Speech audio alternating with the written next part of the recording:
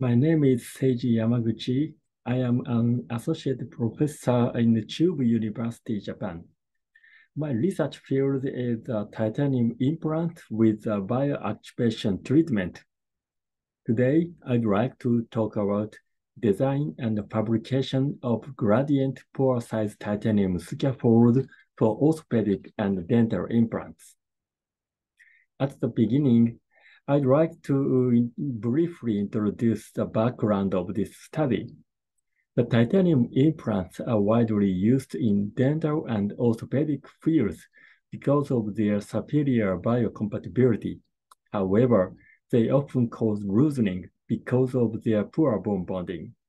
The recent evolution of additive manufacturing technology, such as selective laser melting, SLM, enables us to fabricate the porous titanium metal with regulated pore structure. On the other hand, the problem of infection still remains. Confining antibacterial activity in implant is desired to reduce the risk of infection. So novel porous titanium implant with both superior bone formation and antibacterial activity are desired. The iodine has been used as antisepsis because of its reliable antibacterial activity. It is also used inside the body as radiopaque dye, indicating its biocompatibility. So we focused on the iodine and developed a solution and heat treatment for introducing the iodine and calcium ions into titanium surface. In this iodine treatment, the titanium is soaked in the sodium hydroxide solution and then in the calcium chloride solution. Heat treated at 600 degrees and finally soaked in the iodine trichloride solution. The treated metal shows a unique nanoporous network structures composed of iodine-containing calcium titanate. Its layer is 1 micrometer thickness. So the iodine-containing calcium titanate takes a layered crystalline structure and releases the calcium ions to form a bone-like apatite in the simulated body fluid, which resulted in the strong bone formation in vivo. And it also released iodine ions to exhibit antibacterial activity. In this study, we designed a novel gradient porous structure fabricated by SLM, in which the pore are gradually decreased from outer to the center. The larger pores of 900 micrometers at the bone implant interface facilitate bone ingrowth, while the smaller pores of 300 micrometer in the center provide a sustained release of iodine ions, which results in the long-lasting antibacterial activity. This type of porous titanium will be useful for the dental implants, spinal fusion device, and so on. Another benefit of inducing pores into titanium implant is decreasing its elastic modulus to be in the range of living bone. However, this also decreases the mechanical strength of the porous body. Therefore, the stress distribution and the load-bearing condition was simulated using the mechanical finder, and its result is compared to that of experimental compression test in the present study. Porous titanium with a dimension of 12 by 22 by 9 millimeter was designed using the Fusion 360 and a 3D builder. And their STL files are imported into the mechanical finder version 11 and 12, then converted into the mesh models. It is noted that we had difficulty in conversion of STL to mesh models because of huge number of solid components. The number of the meshes in porous titanium with uniform structure was about 1 million to 3 million, and this increased to 5 million to 10 million in porous titanium with a gradient structure.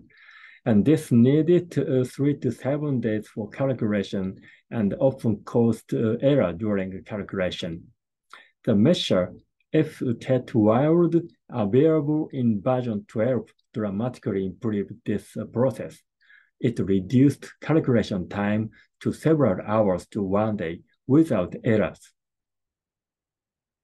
When 10 kilonewton load was applied to z-axis of titanium with 82% porosity, high value of stress beyond the yield strength appeared in piers, with decreasing the porosity to 55 porosity.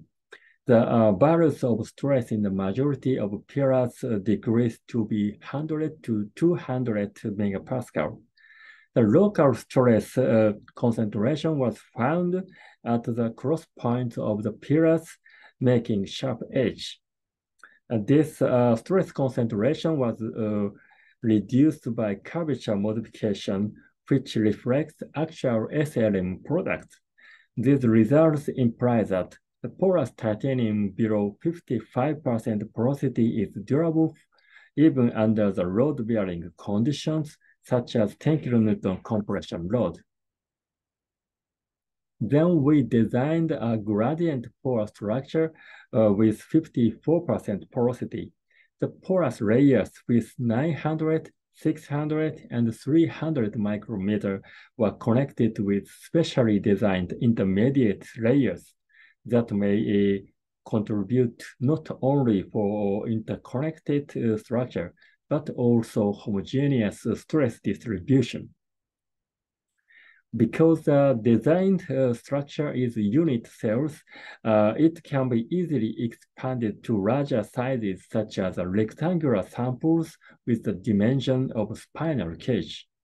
Also, the thickness of each porous layer is adjustable to meet the demand of the implant.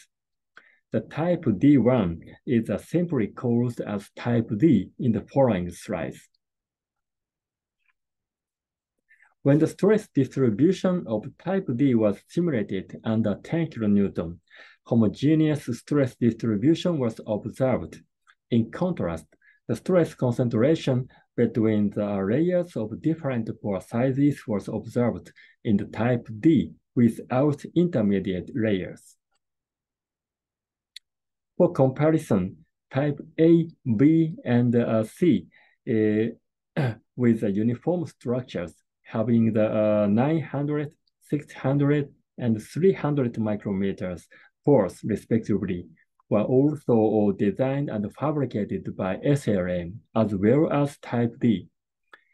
The continuous pore structure was proved in the cross-sectional view of micro-CT and SEM.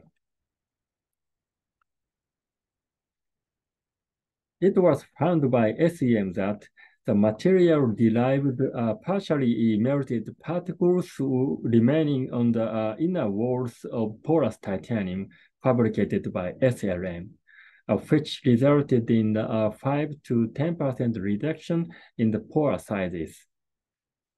It is reported that the partially melted particles do not contribute to the mechanical strength of porous titanium. We conducted a static compression test on the rectangular samples and found that all the samples are durable for 10 kilonewton load in the range of the elastic deformation, indicating that they are durable even under load-bearing conditions. The elastic modulus was 1.4 to 1.6 gigapascal. Type D with a gradient pore structure was subjected to the dynamic fatigue compression test. As a result, it achieved million cycles under 10 kilonewton without any deformation. because the rectangular samples did not reach the yield point till the limit of loss of the 10 kilonewton. The cylindrical samples with 6 millimeter in diameter were produced and subjected to the similar evaluation. When 10,071 Newton corresponding to 10 kilonewton for the rectangular samples was applied to the cylindrical samples, the homogeneous stress distribution was observed for type D as well as type A to C again.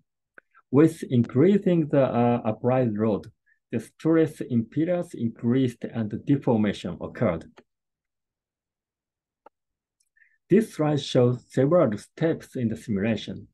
When the applied load was set to 3,213 Newton, corresponding to the 113.7 megapascal, high value of stress beyond the yield strength emerged in the pillars regardless the type of porous titanium.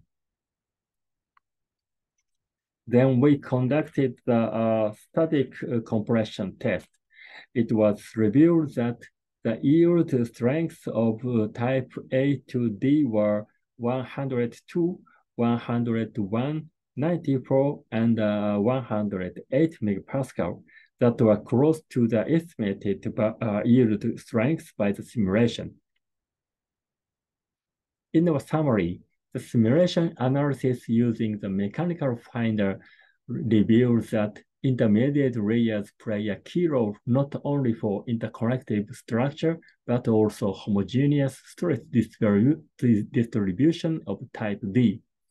The porous titanium of type D was speculated to be sufficient for load-bearing application because of its homogeneous stress distribution in the finite element analysis, and this was experimentally proved by static and dynamic compression tests. Further, the values of yield strength of type A to D calculated by the finite element analysis were well consistent with those of static compression test. So simulation analysis using mechanical finder is useful for development of the novel porous titanium devices in orthopedic and dental fields. Thank you very much for your kind attention.